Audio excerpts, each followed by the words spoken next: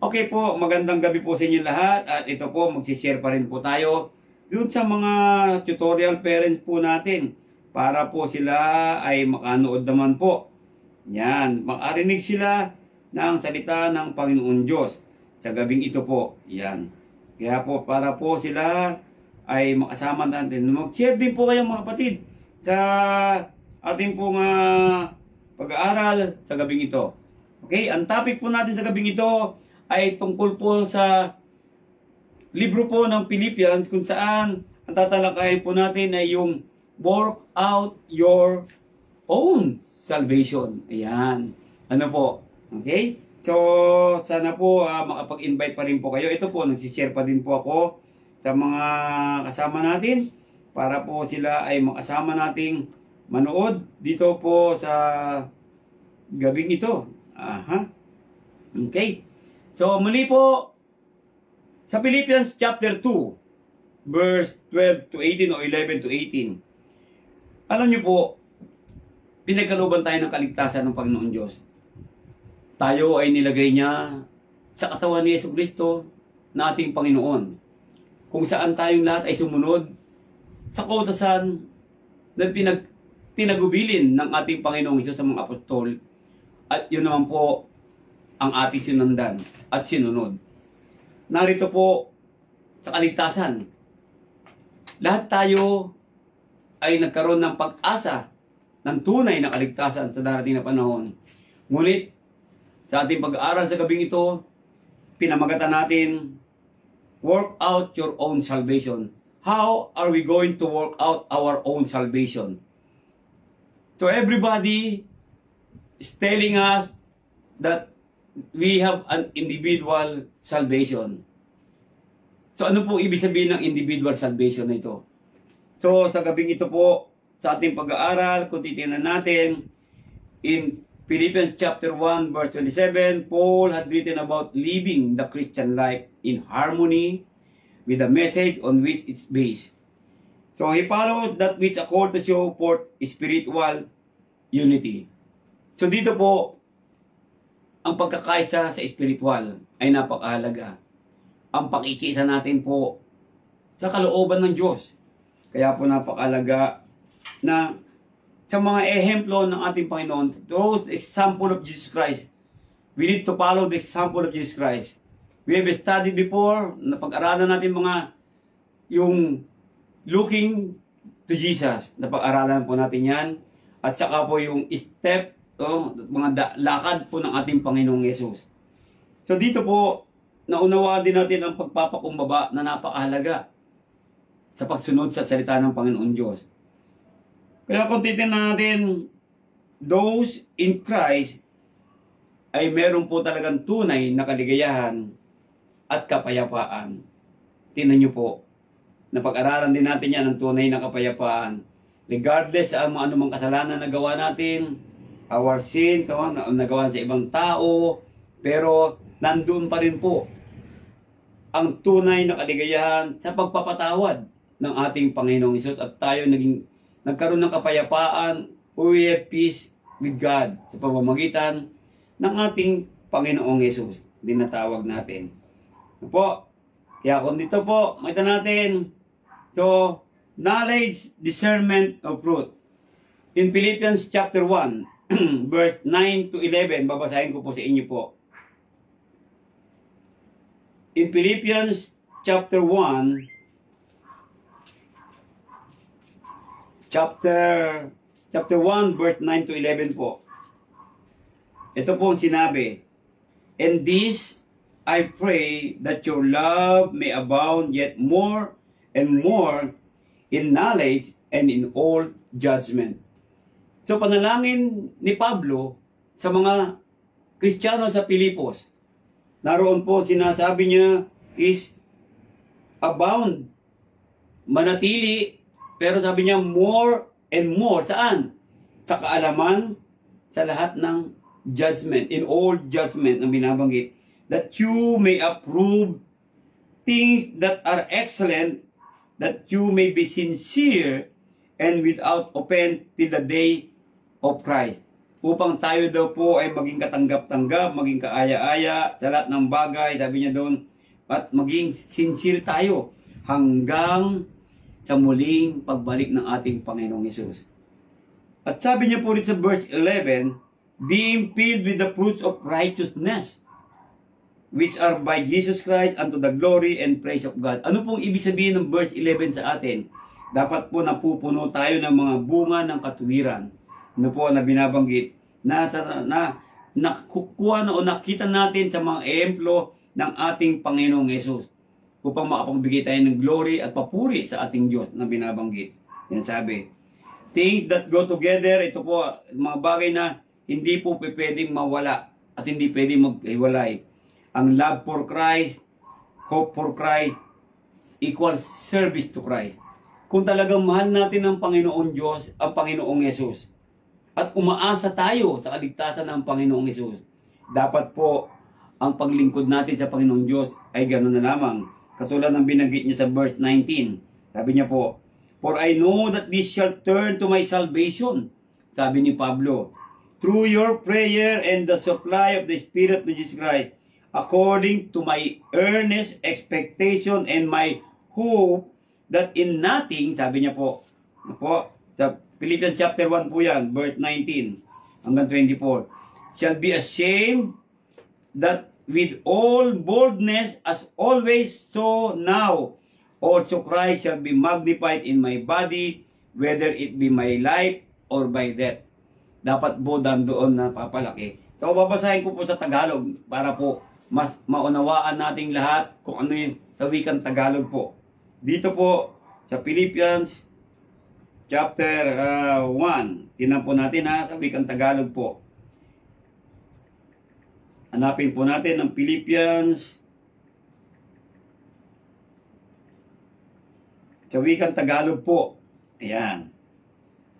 So, sa magandang balita, Biblia po, ang sinabi na doon sa verse 19 kanina. Sa verse 20 po, sabi niya, ang aking pinaka na nais at inaasahan ay ang hindi ako mapahiya sa anumang bagay, kundi sa lahat ng panahon at lalo na ngayon ay buong tapang kong maparangalan si Kristo sa buhay man o sa kamatayan. So ito po yung dapat nating tayong mga Kristiyanong tinagurian. Dapat po mabigyan natin lagi ng maparangalan ang Panginoong Hesus sa buhay na ito hanggang sa kamatayan. Sabi niya, sapagkat para sa akin, sabi ni Pablo, ang buhay ay para kay Kristo at ang kamatayan ay pakinabang. Tingnan niyo po. So habang nabubuhay, working out our own salvation is while we are still living in this world, we need to live for Christ. Mabuhay tayo para kay Kristo, not for ourselves.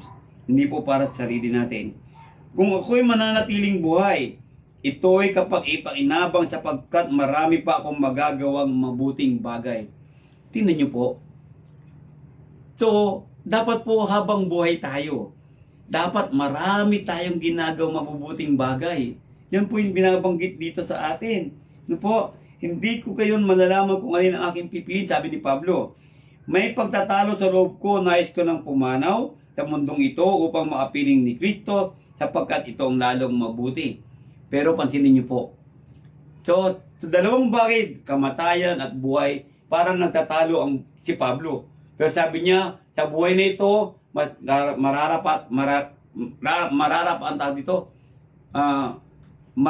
na dapat ako ay gumawa ng kabutihan sa pamamagitan ni Jesucristo na binabanggit. So, standing fast in one spirit, striving together for the faith of the gospel. Yung pag-uugali natin na maging katanggap-tanggap sa Ebanghelyo. Conduct worthy of the gospel. Yan itong sinabi sa verse 27. Kaya nga mga kapatid, pagsikapan ninyong mamuhay ng nararapat ayon sa magandang balita ni Kristo, sa gayon makabalik man ako sa inyong piling o hindi, makakatiyak pa rin akong kayo'y naninindigan sa iisang diwa at sama-samang ipinaglalaban ang pananampalataya sa magandang balita. Ito po yun sinasabi ng Panginoon Diyos sa atin . So, kumilos po tayo para sa kaligtasan natin. Pero dito po sa verse 27, ang sinasabi ng Panginoon sa atin, ano po, pagsikapan nating mamuhay ng nararapat sa magandang balita ni Kristo. We have the Bible. We have the Word of God. Marami tayong naririnig, natututunan dito. So pagsikapan po natin mga kapatid. Pero as if parang nawawala po tayo lagi. Hindi natin pinaalintana ang mga aral ng ating Panginoong Yesus. Binabaliwala po natin lahat. Pag po, paano tayo makapag-workout ng ating salvation? Kung ganun po, binabaliwala natin ang magandang balita na atin ng Panginoong Yesus. Pansinin niyo po, pagpapakumbaba, pag-ibig, ito ay pakiisa. Ito ay unity. Kasi po, kung wala yung pagpapakumbaba, hindi po magkakaroon ng pagkakaisa. At kung walang pagpapakumbaba, hindi ka magkakaroon ng tunay na pag-ibig. So napakahalaga po ng humility in the attitude of one servant of Christ. Kailangan po talaga yan. Kaso, marami kasi kuminsan para bang wala ng pagpapakumbaba. No po, mas inuuna mo na ang sarili mo. Ang pagpapakumbabang sinasabi dito, ang pagpapakumbaba mo sa Diyos, ng pagtanggap mo sa Kanyang salita. Kaya sabi, di ba, accept the Word of God in meekness. Nang may pagpapakumbaba, and the good news o na magandang balita, ay dapat po, ina-accept natin to sa buhay natin. No po, iyon po yung pagpapakumbaba. Kung ano po sinasabi ng Panginoon sa Biblia, dapat natin susundin. Kasi po the moment na hindi mo sundin ito, the moment na suwayin mo ang salita ng Diyos, hindi ka nagpapakumbaba. Mawawala ang tunay mong pag-ibig sa Diyos. Ano po, na binabanggit doon. Paano ka makikisa sa Panginoon Diyos? Di ba? So dapat nakikisa tayo sa Panginoon Diyos sa pamamagitan ni Jesucristo at paggabay sa atin ng banal na Espiritu. Ayan. Ano po, basahin natin ngayon ang Philippians chapter 2, verse 12. Ito sa wikang English, New King James Version po ito. Therefore, my beloved, as you have always obeyed. Tingnan niyo po, ang sinabi ni Pablo, as you have always, sabi niya, no? As you have always obeyed, na binabanggit dito. Okay? So, titignan din natin sa wikang Tagalog po yan. Sabi niya, papalikan natin. Iyon.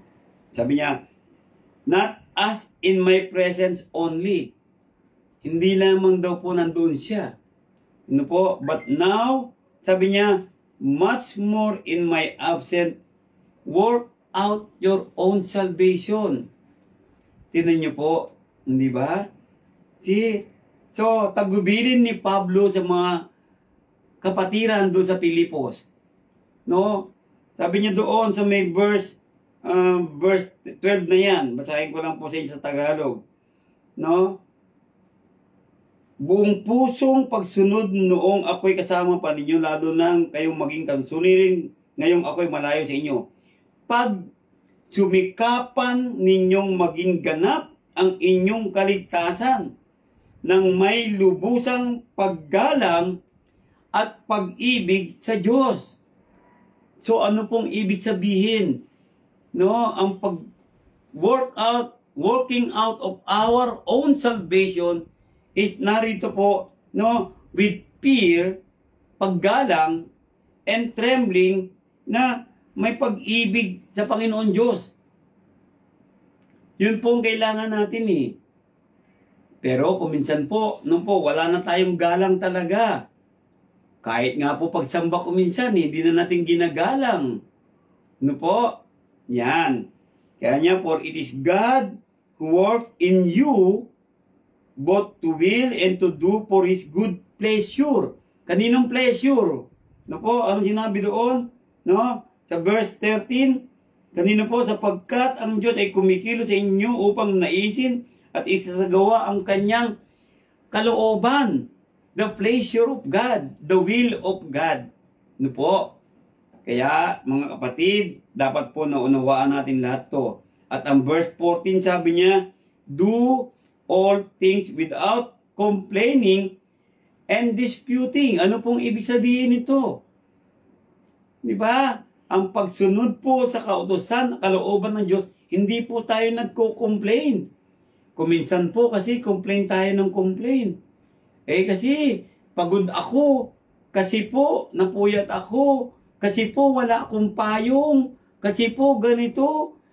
Ayan ang nagiging dahilan natin. Ang dami nating complain. At kuminsan, nakikipagtalo pa tayo sa salita ng Panginoon Diyos. Brad, ang sama naman, ang sakit naman ng sinabi mo. No? Hindi naman ang salita, Brad, anong salita, kundi binasa sa Biblia. Ano po? Bakit yun? Kuminsan, nakipag-dispute pa tayo sa sinabi ng Diyos. Dapat ko, pag sinabi ng Diyos, wala na tayong complain, wala na tayong pag-iipagtalo sa mga bagay na dahil Diyos nga po eh. Yan. Sa verse 15, that you, para sa inyo po para kayo maging blameless and harmless, children of God without fault in the midst of a crooked and perverse generation. And that is our generation for today. Madumi, magulo, masalimuot, sakim, ano po? See, lovers of pleasure, lovers of the world, lovers of money, nandyan na po lahat. Kaya sabi ng Panginoon Diyos, no po, malinaw na binabanggit dyan, pag sumikapan natin, no, naisin nating isagawa ang kalooban ng Diyos. Sinabi niya sa verse 13. Kaya sabi niya nga, no, sa verse 15, upang kayo'y maging mga ulirang anak ng Diyos. Po, excuse me po. Sabi niya, then verse 16, among whom you shine as lights in the world. So para tayo magliwanag. Tingnan po, see, no? Sabi ng Panginoon Diyos, maging liwanag kayo, and that is the commandment of God. Utos sa atin ng Diyos na magliwanag tayo, maging liwanag tayo. Pero as if hindi tayo nagiging liwanag. Mga estudyante na mga Kristiyano, liwanag pa kayo sa inyong classmates sa classroom ninyo? Hindi po, mga nagtatrabaho sa opisina, liwanag ba kayo sa opisina ninyo? Mga nanay na sa bahay, kapitbahay, liwanag ba kayo sa neighborhood nyo? Ngayon po sa iglesia, liwanag ka ba sa iglesia? Yan, na binabanggit doon. Kaya sabi niya doon, no? Sinasabi sa atin, holding fast, panghawakan mong mabuti ang salita ng Diyos, o the word of life, so that I may rejoice in the day of Christ, that I have not run in vain or labored in vain. Para hindi naman nawalan ng kabuluhan ang pagtakbo at pagtrabaho o pagkilos ni Pablo para makita niya ang mga kapatid na ito. Ganon din po na pagtuturo natin ngayon. Para naman po hindi mawalan ng kabuluhan ang mga turo ng mga apostol at turo ng Panginoong Hesus sa buhay natin. Work out your own salvation, kapatid. Ano po, na binabanggit doon. No? Na sinasabi diyan. So tingnan natin ngayon sa verse 12 na binanggit doon. Ano pong ibig sabihin niyan? Yan, work without faith is just as dead as a faith without work. Alam natin lahat yan. Ano po? Diba? Faith without work is dead. Ano pong ibig sabihin nun? Nananampalataya ka nga pero wala kang pagsunod. Wala kang paggalang. Wala kang respeto sa ebanghelyo ng ating Panginoong Hesus. The Gospel of Christ. Dapat po meron tayo niyan mga kapatid na binabanggit doon. Yun po, na sinasabi doon. At sabi niya, obedience must be from the heart. Ito po yung makahalaga eh. Ito po yung mahalaga dito eh. Yung pagsunod po natin, dapat nating lahat ay galing sa puso. No po, hindi po tayo napipilitan lang. Dapat po, kasi pag galing sa puso, you are going to do everything para lamang makuha mo yan. Diba? So if we obey the word of God with a sincere heart, then we will do everything in order to receive, to get the salvation na binigay sa iyo ng Diyos. Alalahanin niyo po, ang sabi ng Panginoon Diyos, reserved in heaven for you. How are we going to get that reservation? Kaya sabi ng Panginoon, pagsulat. Ano ba sinabi ni Pablo sa Romans 6? Tignan natin po. Romans 6 po. Basahin natin sa Tagalog. Mag-Tagalog tayo. Okay? Romans 6. Tignan natin po. Yan. Basahin natin ang verse 16. Ano po? Hanggang 18. Ang sabi niya po rito, alam natin po, no? Sabi niya, hindi ba ninyo alam na kapag nagpasakop kayo sa sino mang inyong sinusunod, ayan, kayo'y nagiging alipin nito? Tanong natin ngayon, kapatid, sino ba ang sinusunod mo? Tingnan mo, kanino ka nagpapaalipin? Ano po? Baka yung sarili mo. Pag sinusunod mo yung sarili mo, alipin ka ng sarili mo. Kaya sabi niya rito, kayo'y nagiging alipin, maging ito'y kasalanang hahantong sa kamatayan, o ang pagsunod sa Diyos ay nahahantong sa pagiging matuwid. Dalawa yan. Anong hahantongan mo? Ngunit, salamat sa Diyos. Sabi niya, kayong dating mga alipin ng kasalanan ay taos pusong sumunod. Sabi ni Pablo sa mga taga-Roma, dati kayong alipin pero taos puso kayong sumunod ngayon sa panahon natin. Kapatid, taos puso ka bang sumunod sa Panginoon Diyos? Kung sasagot ka ng opo, pagsikapan mo ang kaligtasang binigay sa iyo ng Panginoon Diyos. Work out your salvation, kapatid. Po, pinalaya na kayo sa kasalanan at kayo ngayon ay mga alipin na ng katuwiran. Ano po? Alipin na ng katuwiran. Pero, bakit nagiging alipin pa rin tayo ng katamaran? Kasalanan, kasakiman. Ano po? Di ba? So, sabi dito, gumagamit ako ng karaniwang pangusap. Sabi ni Pablo, gumagamit ako ng karaniwang pangusap dahil sa inyong likas na kahinaan. So, napakababaw na ng sinasabi ni Pablo. Sa panahon natin ngayon to, napakababaw na ng sinasabi ng Diyos sa atin. Pero as if hindi pa rin po nating inuunawa. Di po ba?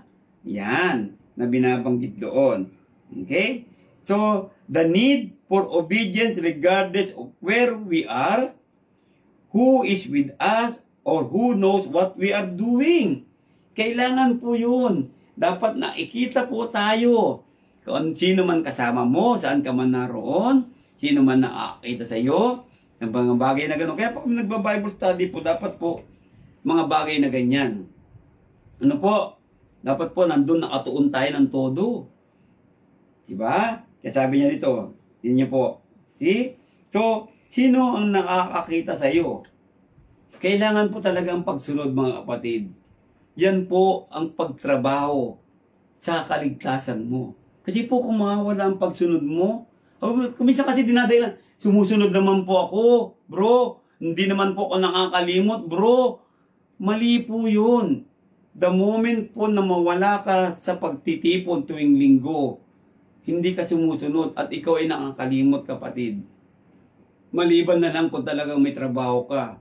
Pero kung may trabaho ka, there is always a way for you. Diba? Kaya po, mga kapatid, sayang po ang kaligtasan na ibibigay sa atin ng Diyos. Huwag nating sayangin. Kaya po tinuturo natin ngayon, work out your own salvation because kailangan po yung tunay na pagsunod o genuine obedience po from the heart. Yun po binanggit sa Roma chapter 6 kanina na binabanggit diyan. Okay? So, work out your own salvation. Man is not completely passive in our salvation. Totoo naman po yun. Ano sinabi dito? Sa Roma chapter 2, verse 7 po. Okay? Sayin natin. Romans chapter 2 verse 7. Anong sinabi niya rito? Buhay na walang hanggan ang ibibigay niya sa mga taong, pansinin niyo po mga kapatid, mga taong nagpapatuloy sa paggawa ng mabuti at naghahangad ng karangalan, kadakilaan, at kawalang kamatayan. Hinahangan mo bang walang kamatayan, kapatid, sa pagdalangit? O walang kamatayan sa impyerno? Dalawa po yan. Parehong walang kamatayan. Di ba? Walang kamatayan na may kaginawaan o walang kamatayan may kaparusahan. Ano ang gusto mo, kapatid?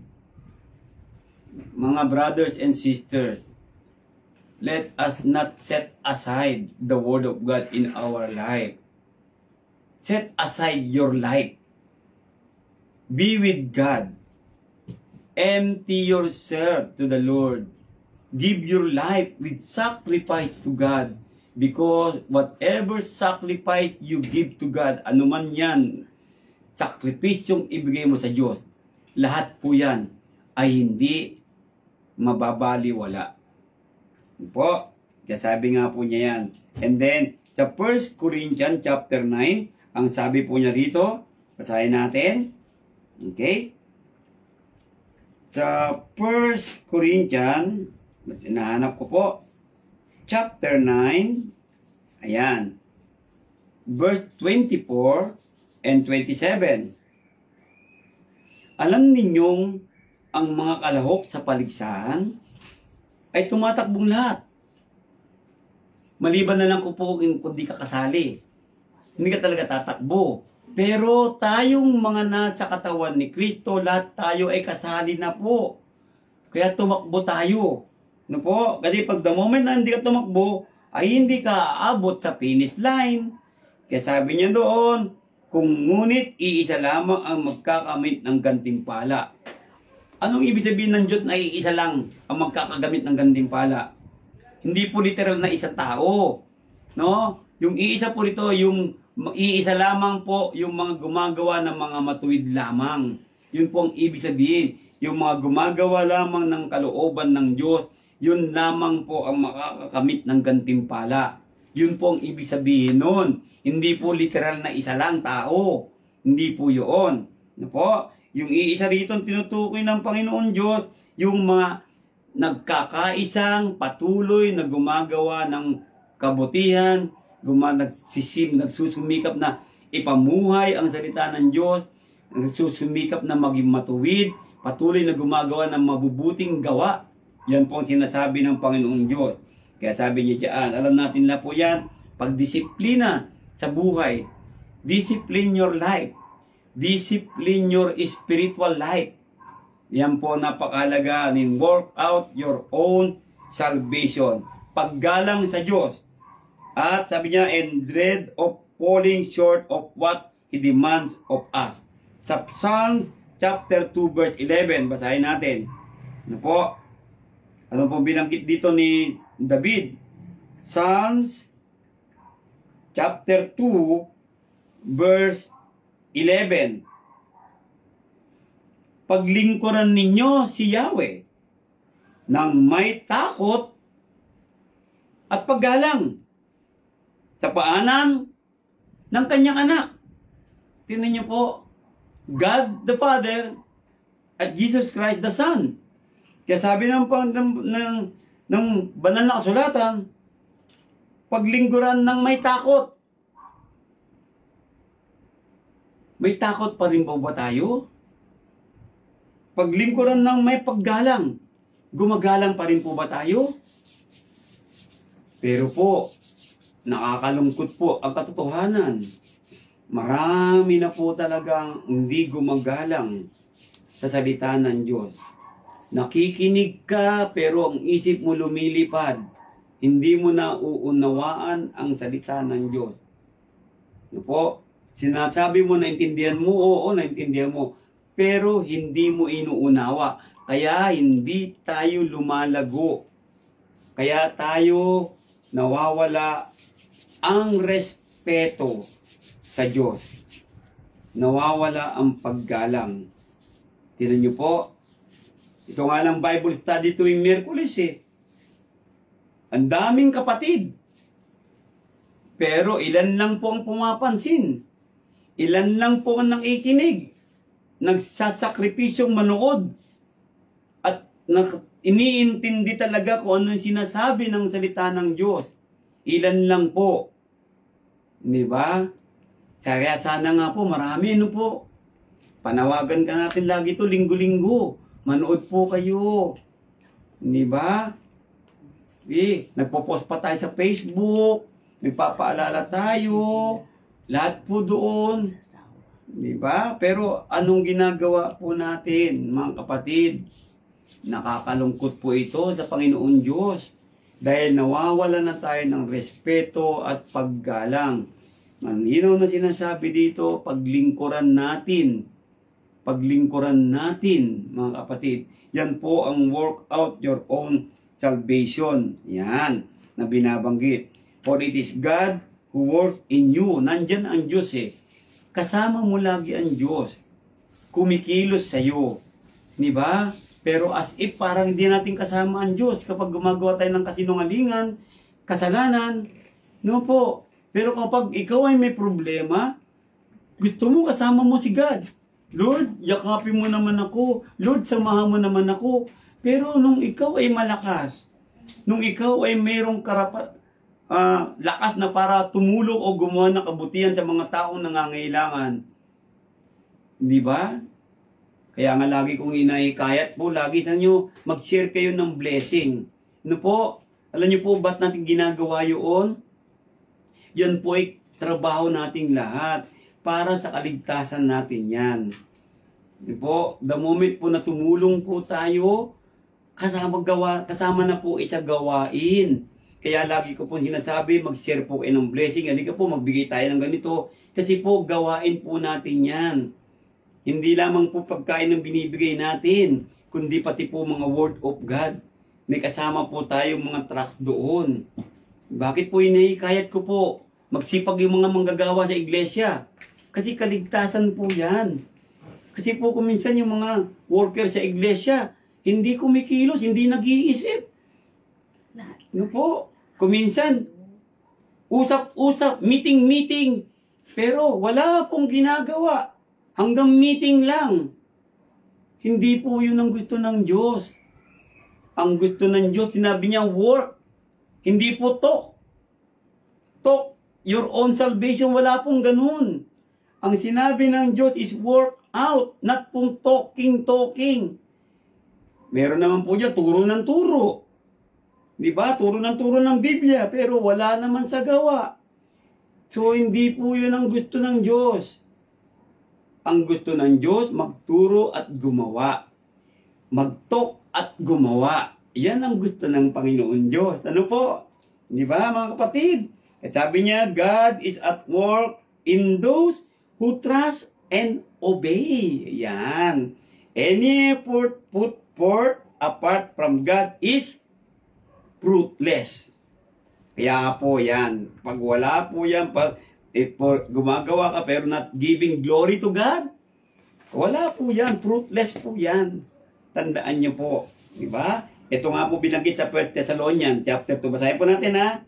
1 Thessalonians chapter 2. May Bible sana kayo maganda. Ano po? 1 Thessalonians chapter 2. Ayan, verse 13 po. Okay?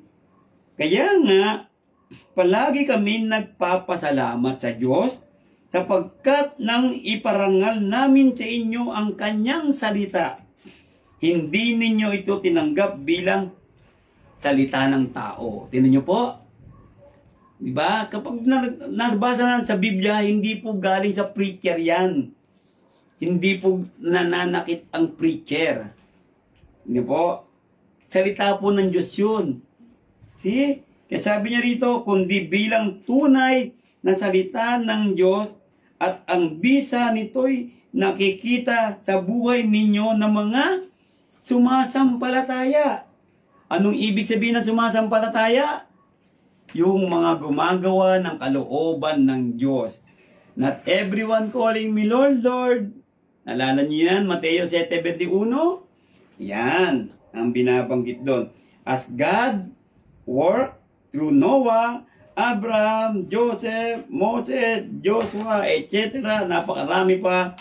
To accomplish His will, God will work His good pleasure in us who are willing, humble, trusting, and obedient. Tingnan niyo po, pagpapakumbaba lagi. Ano po, ang ibig sabihin ng pagpapakumbaba po ulit? Pinapauna mo lagi ang Diyos, hindi ang iyong sarili. Ayan, ano po? Okay? Ayan. Yan natin ito, pangalawa natin. Forced compliance is not the type of obedience God is seeking. Hindi po yun napilitan ka lang o pinersa ka lang. Hindi po yan ang gusto ng Diyos. Hindi yan po ang hinahanap ng Diyos. God seeks and accepts only willful submission mula sa puso. Tandaan niyo po yun. Diba? Yan ang binabanggit doon.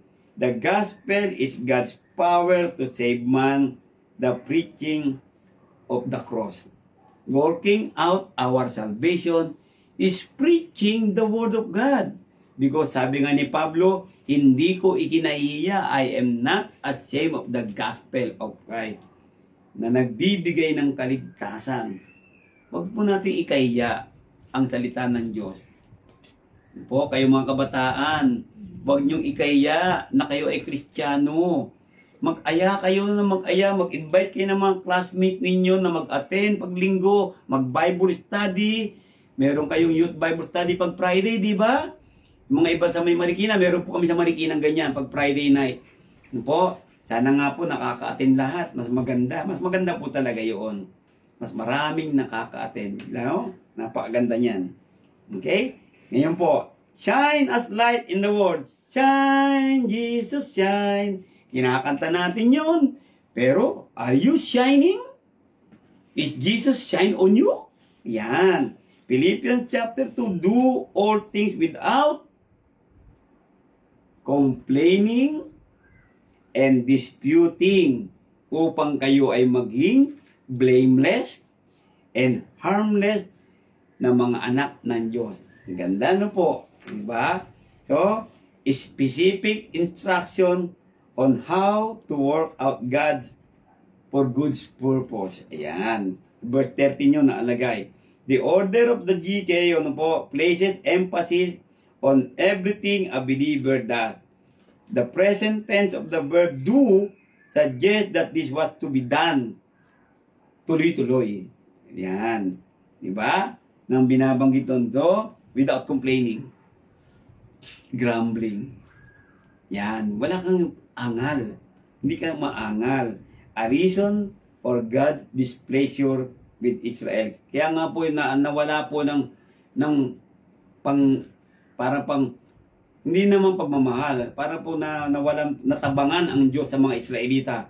Dahil po, angal dito, angal doon. Naalala niyo po yung Bible verse ko po, kanina umaga, hindi po ba?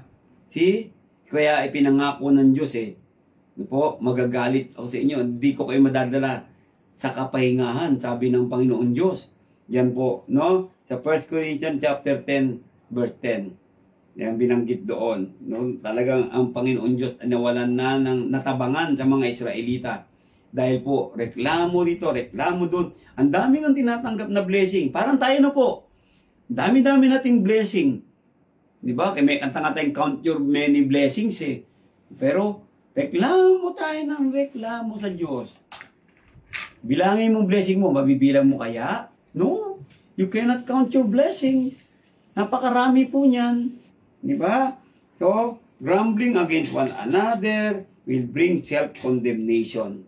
Yan po, ano ba sinabi ni Santiago? James chapter 5, verse 9. Basahin natin. James chapter 5. Okay? Ano sinabi niya? Oh, ito po, binanggit dito. Sabi niya, James chapter 5. Yun. Sabi niya, verse 9. Mga kapatid, huwag kayong magreklamo sa isa't isa upang hindi kayo hatulan ng Diyos. Sapagkat malapit nang dumating ang hukom. Ito po malapit nang dumating ang hukom. Anong ibig sabihin ng malapit na? Malapit na po talaga. Pwedeng mamaya, pwedeng bukas, pwedeng isang araw. Yun pong ibig sabihin ng malapit na. Kaya binabanggit lagi ng Panginoon Diyos at na malapit na o binabanggit no. Diba? Yung, anong ibig sabihin nun? Para tayo maging handa. Hindi natin babaliwalain. Malapit na po talaga. Paano kung malapit ng kamatayan mo? Doon po, nakakalungkot po talaga. Marami talaga nagbabaliwala. Ako po nalulungkot minsan kapag yung mga kapatid natin binabaliwala ang panawagan ng Diyos. Diba? Huwag nyo ipagwalang bahala ang pagtitipon. Lagi natin, huwag nyo mag-share kayo ng mga blessing ninyo. Maraming kapatid po, hindi nagagampanan yan. Ano po? Diba? Ang iniisip kasi nila, meron namang ganito, meron namang ganyan. No. Huwag mo isipin nyo. Ang isipin mo, paano kang makakatulong sa paglago ng iglesia at sa mga taong nangangailangan. Tandaan mo, wala tayong pag-aari sa mundong ito. Hindi iyo yan. I-share mo. Dahil yan ang utos ng Diyos. Sabi niya, now without disputing or argue over opinions. Yan. Okay? So, blameless. Ano ibig sabihin? Above reproach. This does not mean sinless perfection. Hindi nangangulugan na hindi ka nagkakamali, hindi nagkakasala. Ang ibig sabihin nito, katanggap-tanggap ka sa Panginoon Diyos. Yun pong ibig sabihin ng blameless na binabanggit dyan. Harmless. Ano pong ibig sabihin yan? No? Dalisay. Pure. Hindi kagad madali kang madala ng mga kamalian. No? Sabi niya dito, had not been diluted and of metal which had not been weakened in any way. Hindi ka pinanghihina. Yun po ibig sabihin ng harmless doon. Dalisay ang iyong pananampalataya. At pagsunod sa Diyos. How much harm is done by murmuring and hypocritical Christian? Hindi po. Malaki po ang nagiging bahagi ng mga hipokritong Kristiyano na nagsasabing mahal nila ang Diyos pero wala naman sila. Yan po nakakalungkot. Sasabihin mo mahal mo ang Diyos pero nasaan ka? Saan mo dinala ang mga pinagkatiwala sa iyo ng Diyos? Ano yun? Ang buhay mo. Ang mga bagay na nasa iyo, salapi mo, di ba? Katawan mo, lakas mo, talino mo, saan mo nilagay ang mga yan? Tignan niyo po. Diba? Shine as light in the world. Children of God without fault. Po, hindi nangangulugan na hindi ka nagkakamali. Ang ibig sabihin nito, dapat tayo nakikitaan ng kasamaan. Nakikisama sa nakikiayon sa mga masasama. Dapat po yun, no? Dapat po, ang pinakamalaga na imitate natin ang ating Panginoong Hesus. Na bagamat siya ay nandito, no? Bagamat siya nasa gitna ng masama ng mundo, pero hindi man siya nagkamali, hindi siya nagkasala. Sinikap niya po. No po? Kita natin doon. We are left in the world to be salt and light. Utas po yan. No? No? Maging asin at ilaw tayong lahat. Nabasa natin yan. Okay? Dahil we cannot help the world kung tayo ay katulad ng mundo. Hindi mo makakatulong yan. Parang sinasabi natin na nasaan ang mga pondo? Eh, nagsasalita, mismo siya nangungurakot. Tinan niyo po. Hinahanap ang pondo ng kaban ng bayan, pero yung mga nagsasalita, sila mismo nangungurakot. Yun po, ganun din po yan. Ano po? Paano kang magkakaroon ng kaligtasan kung ikaw mismo nakikiayon sa mundo? Paano ka maging asin at ilaw kung ikaw mismo ay nasa kamunduhan? Yan, ang binabanggit doon. Okay? So dito tapusin natin pag-aaral, holding fast the word of life. By holding fast to the word of life, the word shines forth from us into a world of darkness. Yung salita ng Diyos, ito dapat ang nagliliwanag sa atin upang ang mundong ginagalawan natin ay magliliwanag. Tandaan niyo po, in every part of your life, there is always darkness. That's why tayong mga Kristiyano, we need to be light. Lagi.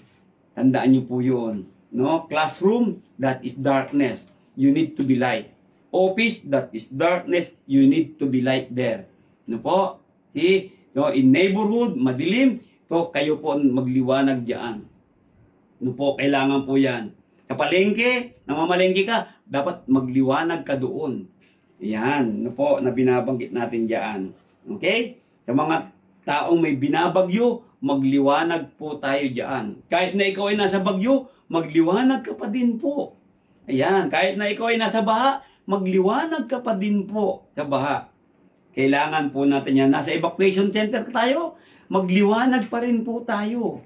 Yan po ang sinasabi. No, it is only by abiding in Christ that we can have confidence when He comes. Uy, pagdating ng Panginoong Hesus, nagsikap ako, alam ko, may pag-asa na ako.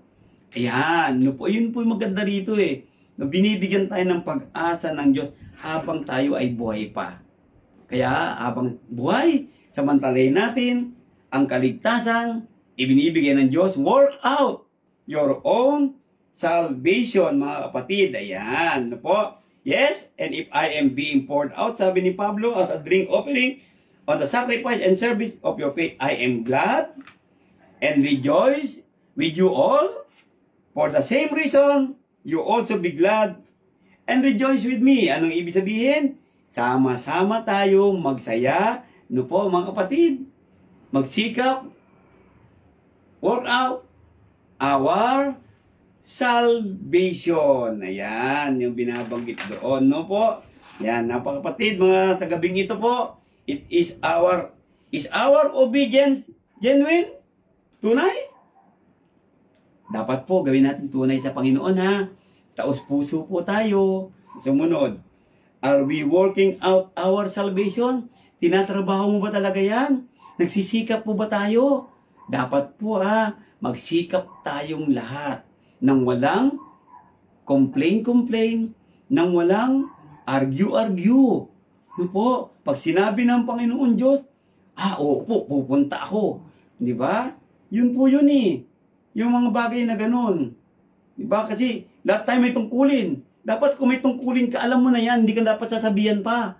Hindi tayo pako na kailangan pang pukpukin. Hindi mo. Halimbawa po, nasa opisina ka, may alam mo yung tungkulin mo, gawin mo yung tungkulin mo. Halimbawa, nasa eskwelahan ka, may tungkulin, gawin mo tungkulin mo. Nasa bahay ka, gawin mo tungkulin mo, di kailangan utusan ka pa ni nanay, tatay. Nasa iglesia ka, hindi kailangan worker ka ng iglesia, hindi kailangan utusan ka pa, sabi-sabihan ka pa, alalanan ka, no. Hindi na dapat yun because you are working hard. Working hard, nag-iisip lagi. Hindi po yung magkatrabaho ka, wala kang iniisip, mali yun.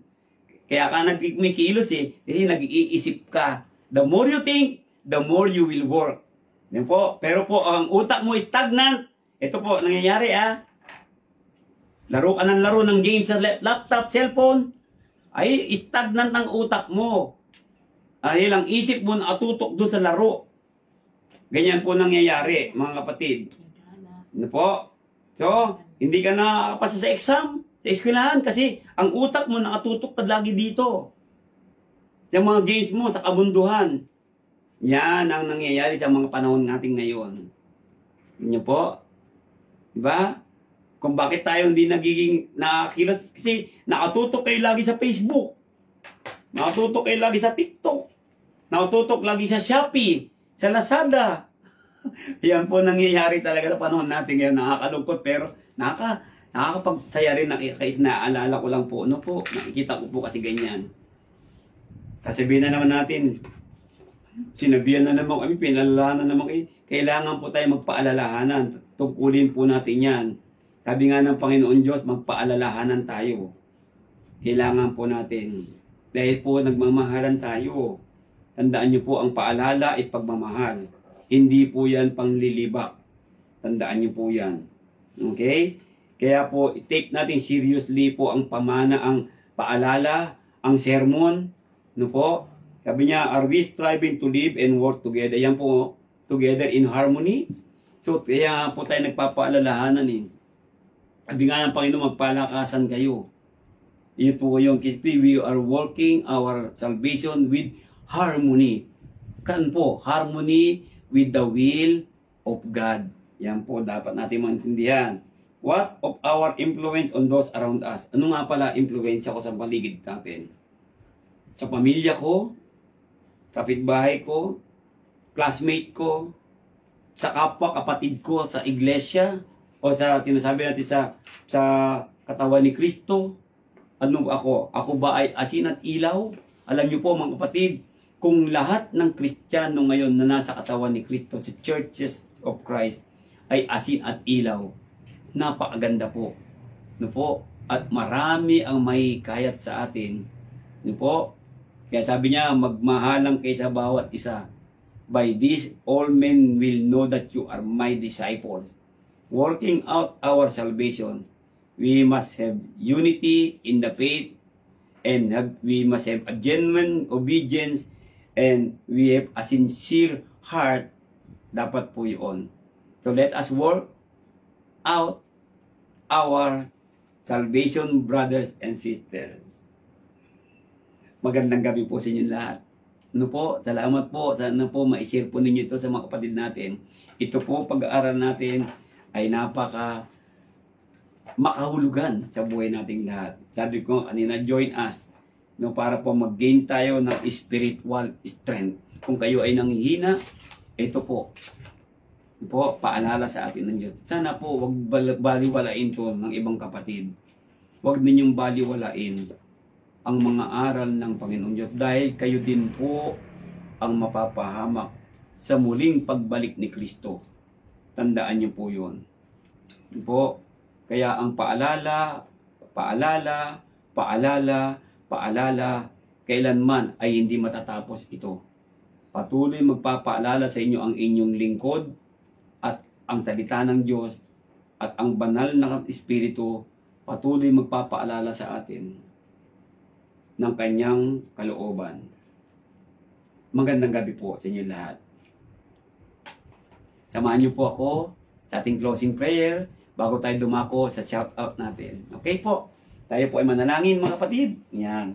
Okay? Kung kayo po ay may mga katanungan, please PM me or personal message niyo po ako.